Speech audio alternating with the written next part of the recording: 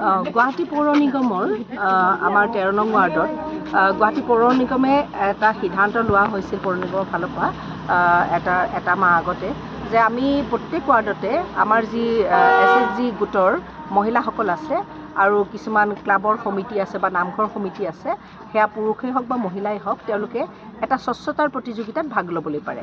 আৰু সেই অনুপাতে এইটো এটা সুন্দৰ সিদ্ধান্ত যে আছিল, আজি সেয়া প্ৰতিপন্ন হৈছে মোৰ ৱাৰ্ডত 13 নং ৱাৰ্ডত, যে আমাৰ ইয়াতে 8খন সমিতি আগবাঢ়ি আহিছিলে।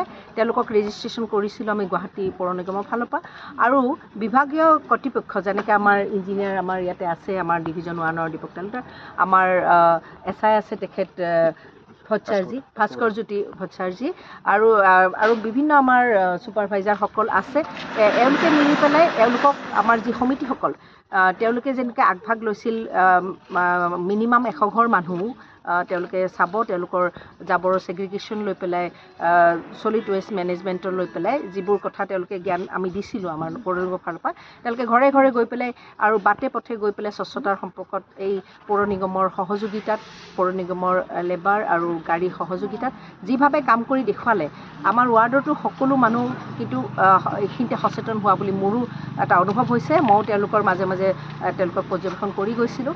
আৰু এনেধৰণে আমাৰ গুৱাহাটী মহানগৰখনত যদি ৰাইজ সচেতন হয়, যোৱাকালি আমাৰ অসম চৰকাৰৰ মাননীয় মুখ্যমন্ত্ৰী হেমন্ত বিশ্ব শৰ্মা ডাঙৰীয়াই যি কথা ক'লে গুৱাহাটী সম্পৰ্কত, সেয়া সঁচাকৈ একেবাৰে সম্পূৰ্ণ সত্য কথা যে ৰাইজ, গুৱাহাটীখন সৰু চহৰখনে এনেকৈ জনবসতি ঘন হৈ উঠিছে, ইয়াত ঘৰবোৰ প্লেনিং নোহোৱাৰ এটা কথা বা যিটো ড্ৰেইনেজ ছিষ্টেম সেয়াৰো প্লেনিং নোহোৱাৰ এটা কথা আছে। লগতে আমি যিবোৰ ৰাস্তাৰ ড্ৰেইন ছিষ্টেমবিলাক আমি বনাওঁ, তাতো অকণমান বেছিকৈ অকণমান চাইণ্টিফিকেলি সেইবিলাকক যিটো মানে শ্লপিংবিলাক কৰাই দিবলৈ লাগে, নহ'লে এই দুৰ্ভোগ আমি সঁচাকৈ ভুগি থাকিম। ইয়াৰ সমাধানৰ কাৰণে প্ৰশাসনিক এটা যন্ত্ৰ য'ত আমি নীতি গঠন কৰোঁ বা আমি আমাৰ নিজৰ বুদ্ধিমত্তাৰে আমি কিছুমান উপায় উলিয়াবলৈ চাওঁ, তাৰে লগত যদি ৰাইজ সচেতন হৈ যায়, যেনেকৈ আজি এই মহিলাসকলক মই আন্তৰিক কৃতজ্ঞতা জ্ঞাপন কৰিছোঁ। এওঁলোকে কোনো স্বাৰ্থত অহা নাই, এওঁলোকে আজি নিজৰ এয়া আমাৰ মহানগৰ, আমাৰ স্বচ্ছতা, আমাৰ অধিকাৰ, আৰু আমি স্বচ্ছতাৰ কাৰণেই আমি শাৰীৰিকভাৱেও আমি সুৰক্ষিত হওঁ, যেনেকৈ বেমাৰ আজাৰৰ পৰা আমি দূৰত থাকিব পাৰোঁ, লগতে আমি এটা নিৰাপত্তাৰ জীৱন জীয়াবলৈ পাৰোঁ। এই গোটেইখিনি আমাৰ চহৰখনৰ জাবৰ আৰু পানীৰ যিটো আউটলেট সেইটো লৈ পেলাই জড়িত। গতিকে মই এইখিনিতে সঁচাকৈ আজি আমি এইখিনিতে উপস্থিত হৈ ভালো লাগিল। মই এওঁলোকক যোৱা কেইদিনমানৰ পৰা কামত দেখি আছোঁ, 2 সপ্তাহৰ ওপৰত 3টামান সপ্তাহ তেওঁলোকে কাম কৰি আছিল এনেকৈ, আৰু আমি তেওঁলোকক আন্তৰিক কৃতজ্ঞতা জ্ঞাপন কৰিছোঁ। এইভাৱে মই এইখিনিতে যিসকল এইটো আমাৰ কথাখিনি চাই আছে দৰ্শক, তেওঁলোক আমাৰ মহানগৰৰ বাসিন্দা বুলি মই ভাবিছোঁ, আৰু সকলোকে আহ্বান জনাইছোঁ, সেই মহানগৰবাসী আপোনালোকে নিজৰ মহানগৰখনক নিজৰ বুলি আন্তৰিকতা গ্ৰহণ কৰক আৰু নিজৰ দায়িত্ব বুলি আপুনি ওলাই আহক। আমাৰ এইটো পৰিলক্ষিত হৈছিল, এখেতসকলে কাম কৰি থাকোঁতে কোনোবা ওলাই আহি পেলাই কৈছে, এই আমাৰ ঠাইখিনি এইখিনি চাফা হোৱা নাই, এইখিনি চাফা হোৱা নাই।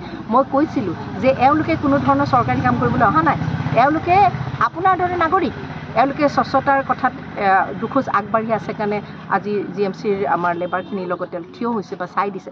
আপুনিও দুৱাৰমুখখন চাফা কৰিলে বাইদেউ আপুনি নিজেই ওলাই আহক, অকণমান চাওক। এইভাৱে আমি যদি এই সচেতনতাৰ এটা বাৰ্তা সঁচাকৈ পৌৰ নিগমৰ পৰা এইটো এটা ছাকচেছফুল বাৰ্তা গৈছে বুলি মই ভাবোঁ, আৰু যিসমূহ ৱাৰ্ডত এইখিনি হৈছে, আৰু মই ভাবোঁ তাৰে মানুহখিনিও বহুখিনি সচেতন হ'ল, আৰু এইভাৱে আমি আগবাঢ়িলে আমি নিশ্চয় আমাৰ মুখ্যমন্ত্ৰী মহোদয়ৰ হাত শক্তিশালী কৰিবলৈ পাৰিম। আমাৰ নিজৰ মহানগৰখনক আমি সঁচাকৈ নিৰাপত্তাৰে সুৰক্ষিত আৰু স্বচ্ছ কৰি গঢ়ি তুলিব পাৰিম। ধন্যবাদ। জয় অসম। যিহেতু মেয়ৰ মহোদয়ে কৈছিলে পাৰ্পল চিটিৰ কথাটো, আপোনাৰ ৱাৰ্ডত কেনেকুৱা ধৰণৰ প্ৰভাৱ পৰিছে? হয়, আমাৰ মাননীয় মেয়ৰ মহোদয়ে আমি মিলি পেলাই এইটো সিদ্ধান্ত আছিল যে স্বচ্ছতাৰ কথাটো লৈ পেলাই। তাৰপিছত কি হ'ল, প্ৰত্যেক চহৰত আমি কেতিয়াবা বাহিৰলৈ ফুৰিবলৈ গ'লে তেওঁলোকৰ চহৰখনৰ এটা ৰং দেখা পাওঁ। তো সেইটো ক্ষেত্ৰত ৰঙৰ ক্ষেত্ৰত কথা এটা কপৌ ফুলৰ ৰংটো বুলি ক'লে, যে কপৌ ফুলপাহ আচলতে বগা, তাৰ পাৰিত অকণমান পাতলকৈ বেঙুনীয়া থাকে। গতিকে বেগুনীয়া চিটি বুলি ক'লে সেই পাতল বেগুনীয়াটোকে বুজাইছিলে। আৰু সকলোৱে যদি আউটডোৰ যিটো বাহিৰৰ ৱালখন মানুহৰ সেইটো আৰু নিজা সিদ্ধান্ত হয়, তথাপি আমি কৈছোঁ যে গোটেই ৱালখন যদি অকণ পাতল বেগুনীয়া সকলোৰে হয়, তেতিয়া চহৰখনত এটা সোমালে এটা বেগুনীয়া কালাৰৰ আভাস এটা আহিব, সেইটোৱে আছিল আমাৰ আচলতে যিটো সিদ্ধান্ত লোৱা হৈছিলে আমাৰ সদনত আৰু সেইভাৱে কিছু কিছু ঠাইত আমি দেখা পাইছোঁ আৰু আমাৰ এই মানে যিটো SSG গোটসকল মহিলাসকলক তেওঁলোকে আগবাঢ়িছে তেওঁলোকে কালাৰ কৰিব এতিয়া কৈছে আৰু উইথ ডিউ পাৰ্মিশ্যন মানুহৰ নিশ্চয় পাৰ্মিশ্যনো ল'ব লাগিব আউটডোৰ ৱালখনত সেইভাৱে তেওঁলোকে অনতিপলমে ৰংটো দিব আৰু যিসমূহ ৱাৰ্ডত এইটো কাম হৈ আছে তেওঁলোকেও সেইখিনি কাম কৰি